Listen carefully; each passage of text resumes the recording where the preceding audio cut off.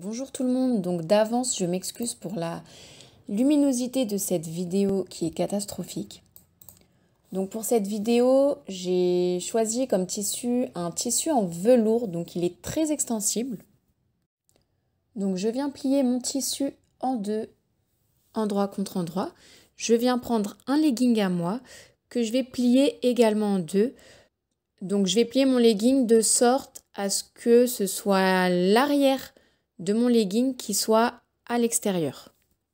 Ensuite, je viens découper sur mon tissu en suivant la forme du legging. Donc je coupe à 4 cm à 4 cm du bord. Donc j'ai préféré prendre une grande marge parce que je ne sais pas si les deux tissus ont la même élasticité. Donc je préfère prendre un peu plus de marge.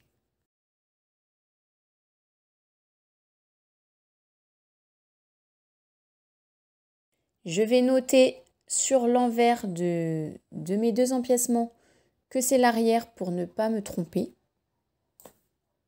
Et ensuite, je refais pareil, mais cette fois, je vais plier mon legging dans l'autre sens, de telle sorte à ce que ce soit la partie avant du legging qui soit à l'extérieur. Donc, je reviens découper tout autour et cette fois, je vais noter à l'arrière de mes deux empiècements que c'est la partie avant.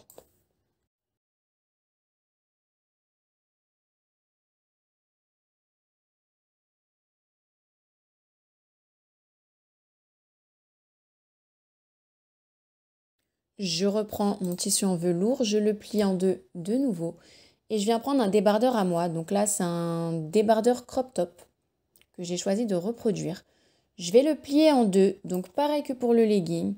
Je plie de telle sorte à avoir d'abord l'arrière du débardeur qui soit à l'extérieur. Je viens découper tout autour, toujours avec une bonne marge de couture.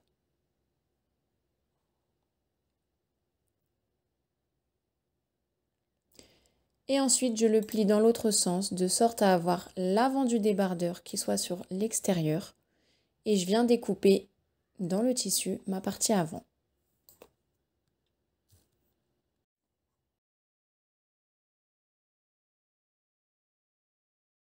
Donc voilà mes deux empiècements, l'avant et l'arrière pour le haut.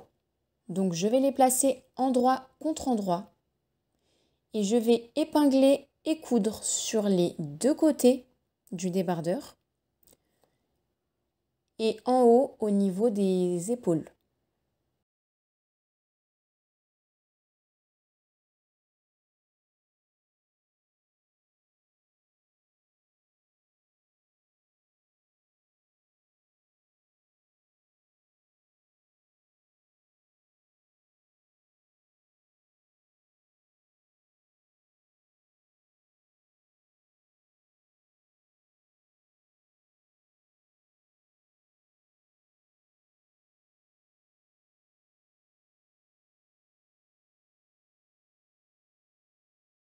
Je prends mes empiècements que j'ai découpés pour les jambes du legging. Donc là, je vais prendre mes deux jambes avant. Je viens les placer endroit contre endroit. Et je viens épingler et coudre. Donc en haut à gauche, là où je vous montre.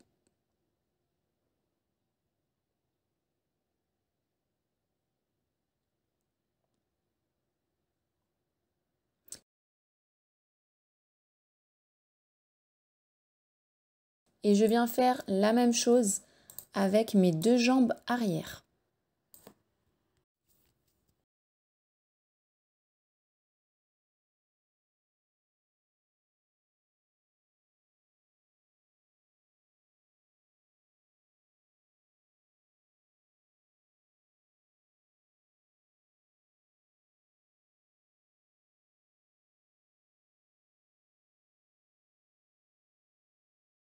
Une fois que j'ai fait mes coutures, je viens reprendre mon débardeur. Donc j'ai bien cousu sur les côtés et sur les épaules. Et je vais devoir faire un ourlet au niveau du col et sur les côtés des emmanchures. Donc je plie sur 1 cm, puis de nouveau sur 1 cm. En faisant tout le tour des emmanchures et du col. Pour le bas du débardeur, j'ai choisi de ne pas faire d'ourlet. Vous pouvez en faire un si vous le souhaitez. Donc pour les ourlets, j'ai fait une couture au point droit que j'ai allongé au maximum.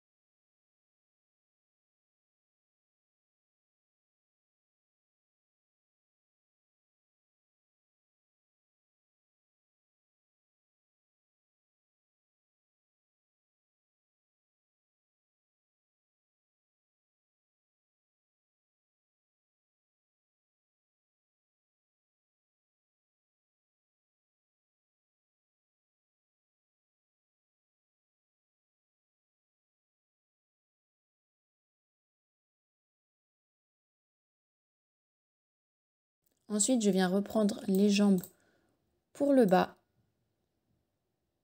et je vais venir les placer endroit contre endroit. Je vais épingler et coudre sur les côtés des jambes, sur l'intérieur des jambes et au niveau de l'entrejambe.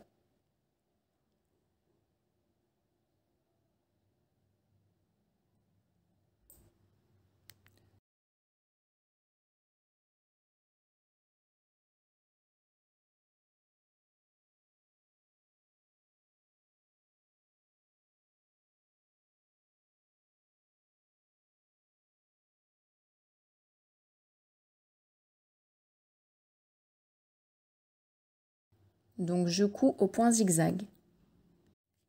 Une fois que c'est fait, je viens me mettre sur le haut du pantalon et je vais faire un espèce d'ourlet pour avoir un chemin dans lequel j'enfilerai mon élastique. Donc pour ça, je vais replier tout d'abord le tissu sur 1 cm. Puis je plie de nouveau sur 2 cm.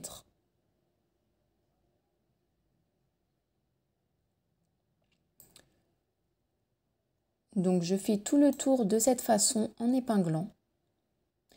Et je vais venir coudre. Donc au point droit en allongeant au maximum. Par contre, je vais laisser quelques centimètres qui ne seront pas cousus. Donc là, au niveau de la couture, il y aura environ 4 cm qui ne seront pas cousus. Donc on va laisser un trou dans lequel on pourra enfiler notre élastique.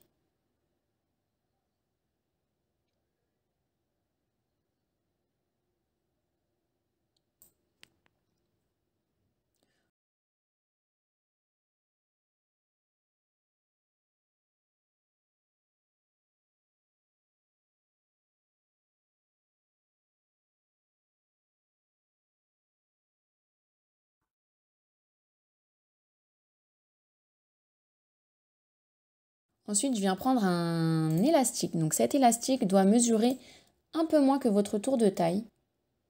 Il faut que vous puissiez faire le tour de votre taille en le tendant, mais pas non plus en le tendant à fond, sinon vous allez être inconfortable, ça va vous serrer.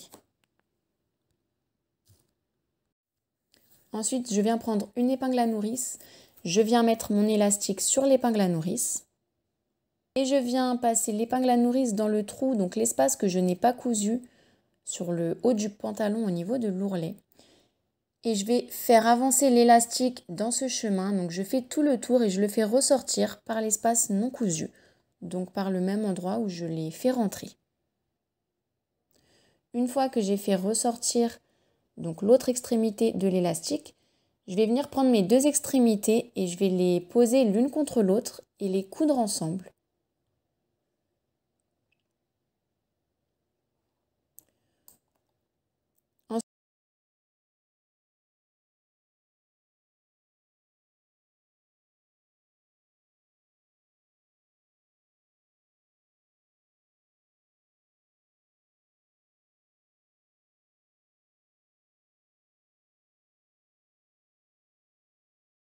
Ensuite, je viens rentrer l'élastique totalement à l'intérieur de mon ourlet et je vais refermer, donc faire une petite couture au niveau de l'espace que je n'avais pas cousu.